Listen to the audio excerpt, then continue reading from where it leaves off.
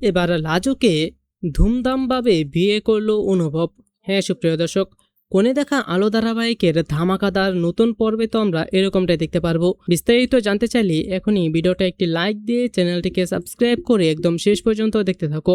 কোণে দেখা আলো ধারাবাহিকের একদম নতুন পর্বে তো আমরা সবাই দেখতে পারবো যে অনুভব তো বনলতার এই ফেক প্রেগনেন্সির নাটক সকলের সামনে ধরা খাওয়ার পর বনলতাকে ঘাড় ধাক্কা দিয়ে বাড়ি থেকে বের করে দেয়।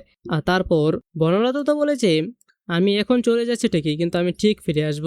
আর আমরা দেখতে পারবো যে তারপরই এবার অনুভব বনলতাকে ডাইরেক্ট ডিভোর্স দিয়ে দেয়, যাতে তার সঙ্গে অনুভবের কোনো রকমের কোনো সম্পর্ক না থাকে।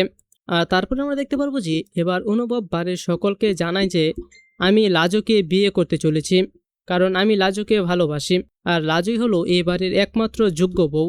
আর তখন ওই বাড়ির সবাই একটু অবাক হলেও পরে বিষয়টিকে মেনে নেয়, কারণ সবাই তো লাজুকে অনেক বেশি পছন্দ করে। আর তারপর আমরা দেখতে পারবো যে এবার ধুমধামভাবে লাজু আর অনুভবের বিয়ের আয়োজন করা হয়। আর তার আগে লাজুকে দিয়ে অনুভব সুদেবকে ডিভোর্স দেওয়ায়। আর তারপর এই বাড়িতে ধুমধামভাবে অনুভবের আবারও বিয়ের আয়োজন করা হয়। আর সেখানে লাজুকেও তো বউ সাজে অনেক সুন্দর লাগছিল।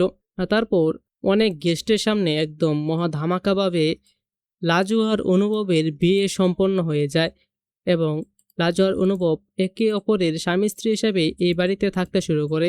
আর এগুলো দেখে তো বনলতা অনেক বেশি জেলাস ফিল করতে থাকে, কিন্তু সে তো কিছুই করতে পারে না তাকে দেখা ছাড়া।